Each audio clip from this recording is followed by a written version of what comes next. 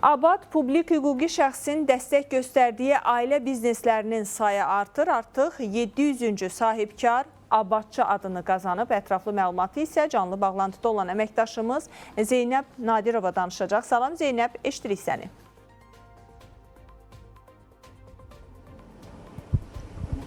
Hər vaxtın xeyir olsun Gülşən. Bəli, sözü gedən həmin tədbirlə bağlı məlumat verəcəyik. Belə ki, Abad publik hüquqi şəxsin dəstək göstərdiyi ailə bizneslərinin sayı artır ki, bugün də 700-cü şəxs artıq mükafatlandırılıb. Bu istiqamətdə bütün məlumatları qonağımla birgə izləyicilərə ötürməyə çalışacağım. Təbii ki, rəsmi qonaq var.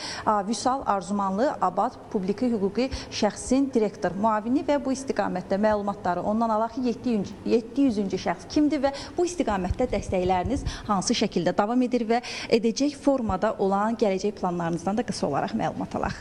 Təşəkkür edirəm, çox sağ olun. Bugün Abad ailəsi üçün çox əlamətdar bir gündür. 700-cü sahibkar Abadçı olaraq qeydiyyatdan keçir. Yəni biz sahibkarlarımızı Abadçı adlandırırıq. Bu bir növ terminə çevrilibdir. Artıq uzun müddətdir belədir. Və bu bir daha təsdiqləyir ki, Abad modelinə olan etimad, maraq ildən ilə artır. Abad ölkəmizdə özünü doğrultmuşdur və sahibkarlar üçün cəlbedici dəstək mexanizminə çevrilmişdir. Bu təkcə kəmiyyət artımı deyil, eyni zamanda regionlarda iqtisadi fəallığın genişlənməsi, ailə təsərrüfatlarının dayanıqlı biznes subyektlərinə çevrilməsi və yerli istehsalın sistemli şəkildə inkişafı deməkdir.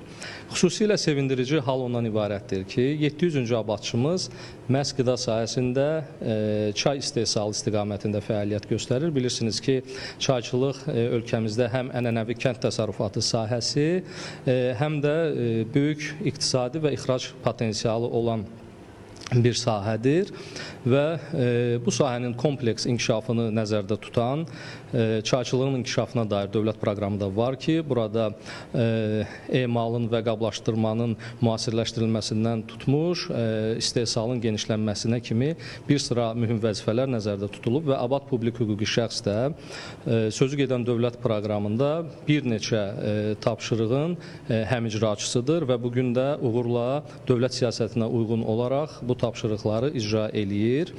Bundan öncə də bizim çay istehsalçımız var idi. Bir zamanlar dadı ilə nəinki ölkəmizdə, Azərbaycandan kənarda da öz adından yaxşı mənada bəhs etdirən Zaqatala çay istehsalçısı uzun müddətdir bu ənənəni yaşadır. Bilirsiniz, bizim əsas məqsədimiz çayın xammal kimi, yalnız xammal kimi deyil, eyni zamanda yüksək əlavə dəyərə malik bir brend kimi təşviqidir, geniş kütləyə təqdim olunmasıdır və əminik ki, Lənkəran çayı da, Lənkəran da bilirsiniz öz çay məhsulu ilə çox məşhurdur və ölkəmizin gözəl regionu, cənub regionuna aiddir və orada istehsal olunan çayın da özünə məxsus tamı, dadı və keyfiyyəti var.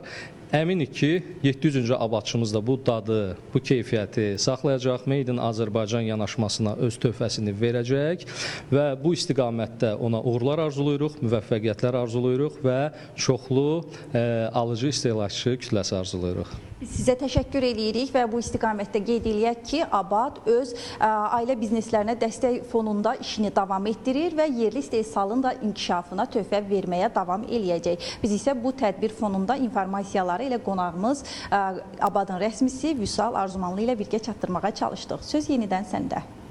Təşəkkürlər Zeynəb məlumatların üçün.